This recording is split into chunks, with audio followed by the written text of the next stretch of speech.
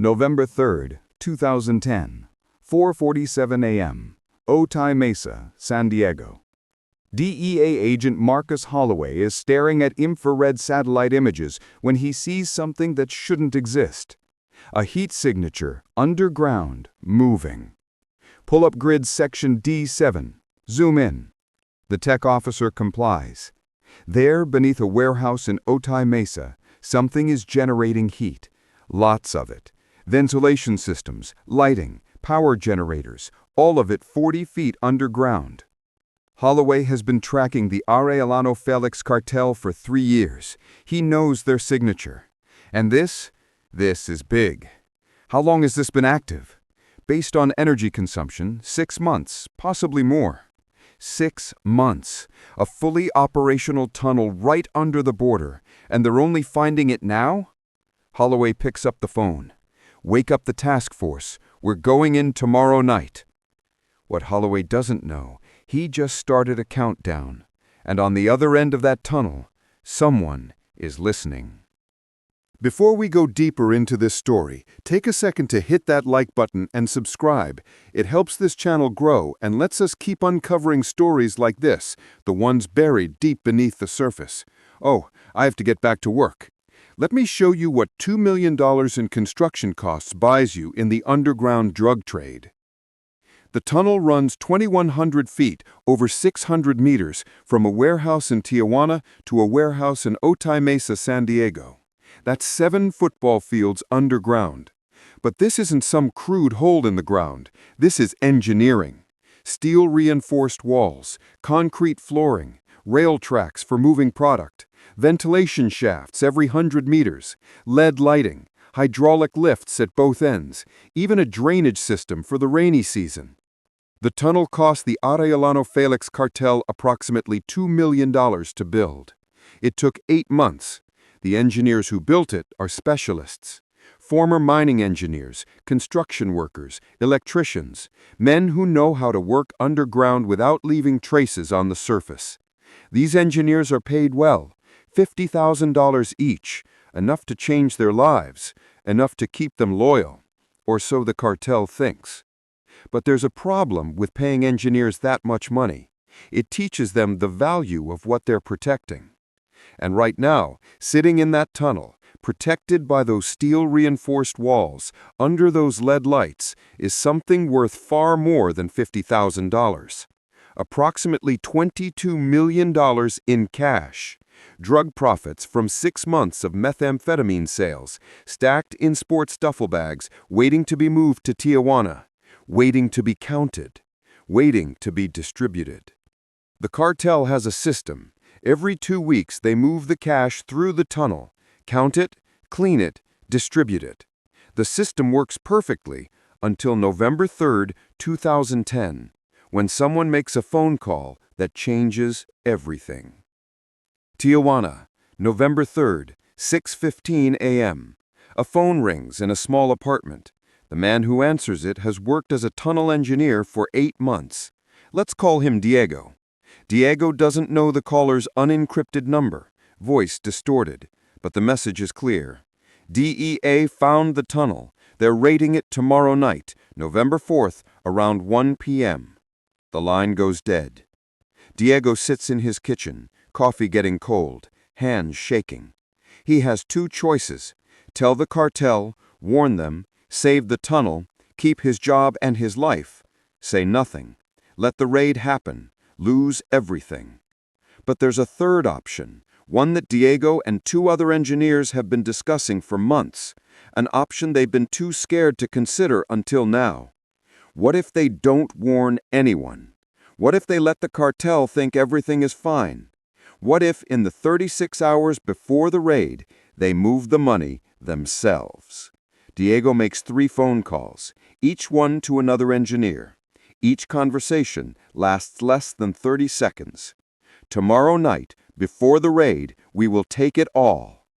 Here's what makes this plan insane. They have to move $22 million in cash through a tunnel that's about to be raided. They have to do it without the cartel noticing. They have to do it during a narrow window when the tunnel is least monitored, and they have to trust each other completely, because if anyone talks, they all die. November 3, 2010, 2 p.m. DEA San Diego Field Office is briefing the task force. 30 agents, FBI, DEA, Border Patrol. Everyone wants a piece of this. We will enter tomorrow night, November 4th, at exactly 10 p.m. We will strike both sides simultaneously, Tijuana and San Diego. Full tactical teams. We want everyone inside that tunnel arrested. Someone asks, what about the money? Intelligence suggests they're storing cash there. Could be significant. Millions, maybe more. The room buzzes. This isn't just a tunnel bust. This is a financial knockout. Take the tunnel, take the cash, and the Arellano-Félix Cartel loses their primary smuggling route and their operating capital. It's the kind of operation that makes careers. Holloway assigns teams, coordinates with Mexican authorities, plans the raid down to the minute. We need this airtight, no leaks. If they know we're coming, they'll empty that tunnel and disappear. What Holloway doesn't know, the leak already happened.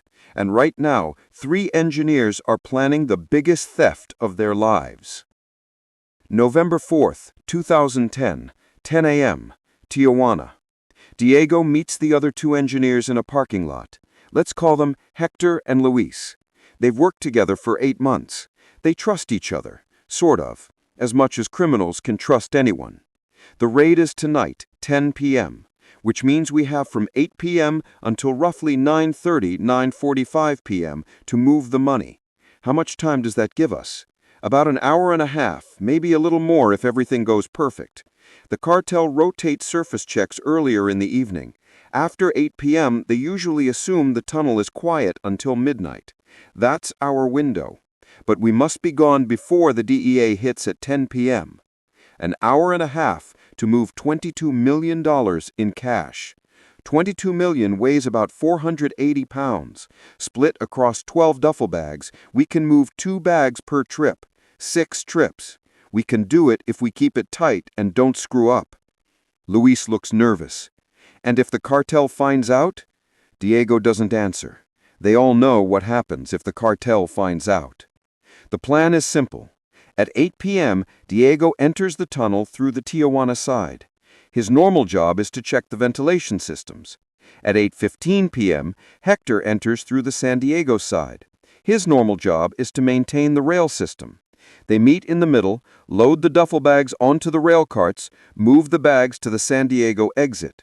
Luis waits with a truck, loads the bags, drives to a storage unit they've rented under false names. By 9:45 p.m., the tunnel is empty, the money is gone, and the cartel has no idea they were robbed. Roughly 30 minutes before the DEA raids the tunnel, these 3 engineers are going to rob their employers of $22 million. What could possibly go wrong? November 4th, 2010, 8 p.m., Tijuana. Diego descends into the tunnel. Clipboard in hand, flashlight, radio, everything normal. The entrance is inside a warehouse that the cartel owns. 2 guards at the surface, but they don't follow him down. Nobody likes going into the tunnels. Claustrophobic, dark, easy to get lost. Diego reaches the bottom, 40 feet underground. The air is cool, the ventilation hums. LED lights stretch into the distance. He walks 300 meters. Then he sees them. 12 duffel bags stacked against the wall. Zippers closed, heavy. Diego unzips one. Stacks of cash, 20s, 50s, hundreds, more money than he's ever seen in his life. His radio crackles. I am in. It's Hector coming from the San Diego side. Copy, meet at marker 7. They work quickly. 2 bags onto the rail cart. Push it 300 meters toward San Diego. Unload, go back for more. The tunnel is silent except for their breathing and the scrape of the cartwheels on the rails. First trip, 2 bags, 8:23 p.m. Second trip, 2 bags, 8:37 p.m. Third trip, 2 bags, 8:51 p.m. They're ahead of schedule. Everything is working. Then Diego's radio crackles again, but it's not Hector. Diego, you down there? It's one of the cartel's surface guards. Diego freezes. Yeah, checking the ventilation in Sector 4. Boss wants a status update. Everything good? Everything's fine. Should be done in 20 minutes. Copy. Diego's heart is pounding. They know he's in the tunnel. If they come down to check, he keys the radio. We need to move faster. Fourth trip, 2 bags, 9:03 p.m. Fifth trip, 2 bags, 9:16 p.m. Sixth trip, 2 bags, 9:28 p.m. Done. 12 bags, $22 million. Moved from the center of the tunnel to the San Diego exit. Now comes the hardest part. Lewis is waiting on the surface with a truck, but there are Border Patrol units everywhere. This close to the raid, security is tight. Diego and Hector load the bags onto the hydraulic lift, send them up, then climb up themselves. They emerge into the San Diego warehouse. Lewis is there, engine running, loaded quickly. They throw the bags into the truck, 12 bags in 90 seconds. Lewis drives away at exactly 9:31 p.m., 29 minutes before the DEA raid. Diego and Hector lock the tunnel entrance, wipe down surfaces, make everything look untouched. Then, they leave separately, different routes. Diego crosses back into Tijuana. Hector disappears into San Diego. By 9:45 p.m., the tunnel is empty. The money is gone, and nobody knows. November 4th, 2010, 10 p.m. Holloway's tactical team breaches the Otay Mesa warehouse. Flashbangs, battering rams, 30 agents pouring through doorways. Clear, clear, moving to the tunnel entrance. They descend 40 feet underground, weapons drawn. Expecting resistance, they find nothing. The tunnel is empty. No drugs, no people, no product, and no money. Holloway walks the length of the tunnel. 2,100 feet of perfect engineering, ventilation, lighting, rail tracks, everything operational, but completely empty. Search every inch. There has to be something. His team searches for 3 hours. They find tool marks on the walls, fresh tire tracks from the rail carts, dust patterns suggesting heavy items were recently moved, but zero cash, zero drugs, zero evidence. On the Tijuana side, Mexican authorities find the same thing, an operational tunnel, but nothing inside it. Holloway stands in the middle of the tunnel at 1 a.m., trying to understand what happened. They knew we were coming? Maybe. But if they knew, why didn't they collapse the tunnel? Why leave it operational? Nobody has an answer. The official report will say, tunnel discovered and secured, no contraband found, possible intelligence leak, investigation ongoing. What the report won't say, someone stole $22 million from the Arellano-Félix Cartel in the 6 hours before the raid. And they did it so cleanly that even the DEA didn't know the money existed. November 5th, 2010, 8 a.m., Tijuana. The cartel discovers the tunnel has been raided. They also discover the money is gone. $22 million vanished. The cartel boss, a man who doesn't forgive mistakes, asks one question. Who knew about the raid? The answer? Only a few people. Mexican police, American DEA, and the engineers who maintained the tunnel. Within 24 hours, the cartel starts asking questions. Where is Diego? Where is Hector? Where's Lewis? Diego was gone. Last seen crossing into Tijuana on November 4th, then nothing. No credit card transactions, no phone calls, no social media. Vanished. Hector is gone. His apartment in San Diego is empty. Lease paid through the end of the month, but all his belongings are gone. Lewis is gone. His truck was found abandoned in Chula Vista, wiped clean. No prints, no DNA, no trace. 3 engineers, $22 million. All vanished within 24 hours. The cartel sends people to look for them, offers rewards, threatens families, but nobody talks because nobody knows where they went. Here's what investigators believe happened. Diego, Hector, and Lewis knew the raid was coming. They knew they had a narrow window. They moved the money, then they disappeared. But where? Theory 1. They fled to Central America, Guatemala, Honduras, countries with weak extradition laws and easy-to-buy fake identities. Theory 2. They're dead. The cartel found them, killed them, buried the bodies somewhere in the desert. The money was recovered, and nobody will ever admit it existed. Theory 3. They're living quiet lives under new names. The $22 million split 3 ways is $7.3 million each. Not enough to live like kings, but enough to disappear forever. No bodies have ever been found. No arrests have ever been made. No money has ever surfaced. The DEA considers it a successful operation. They shut down a major smuggling tunnel. The cartel considers it a catastrophic loss. $22 million and their primary route gone in one night. But for Diego, Hector, and Luis, if they're still alive to remember that night, November 4, 2010 was the night they pulled off the perfect heist.